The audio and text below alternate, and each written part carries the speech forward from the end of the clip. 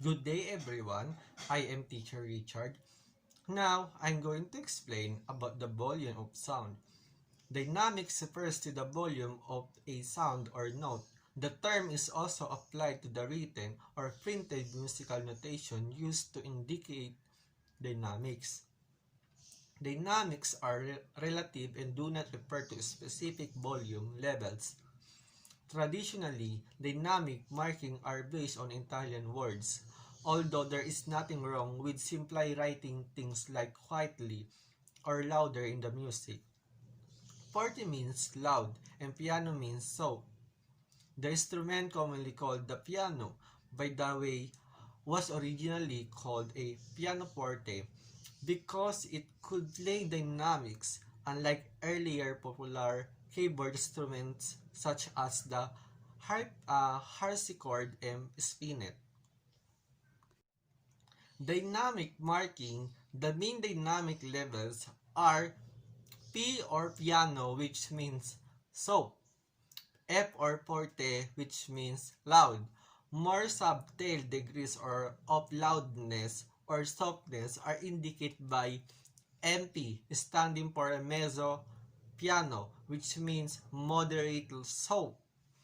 MF, standing for mezzo forte, which means moderately loud.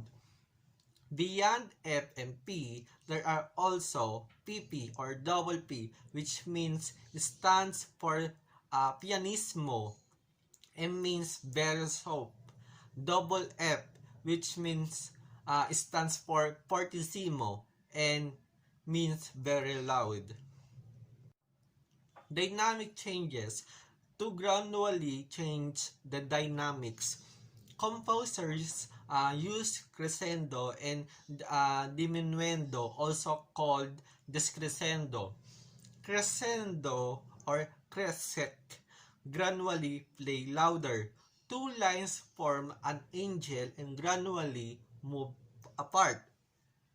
Diminuendo or descrescendo, dim or decrease gradually play softer.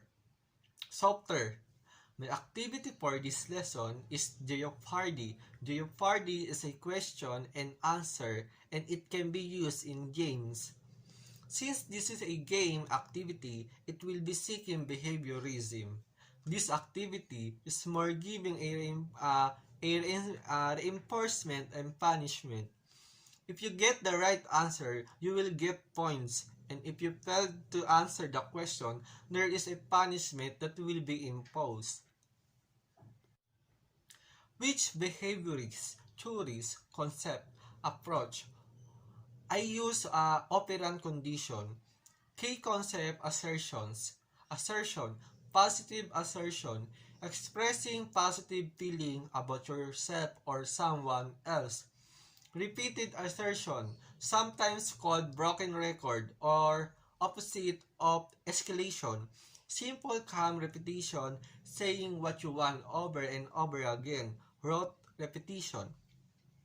Escalating assertion, start with a minimal response. Other fails to respond, gradually escalates the assertions.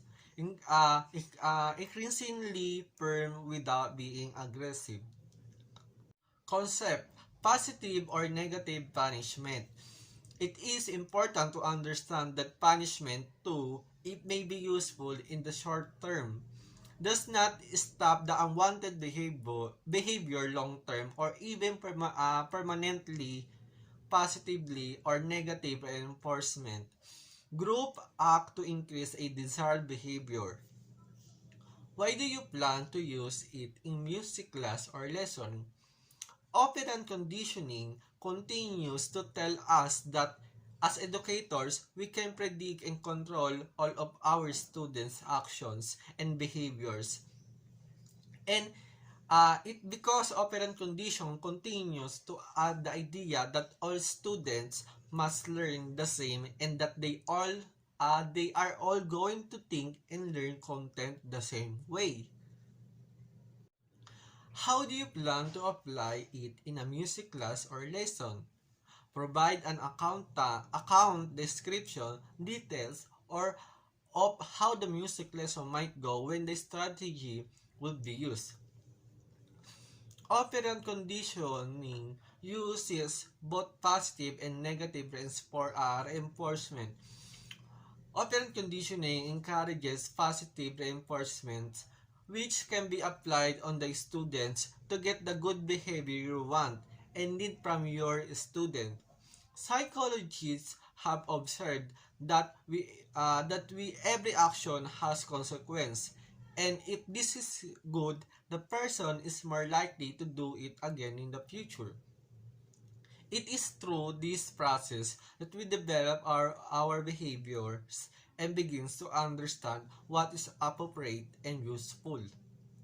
Thank you.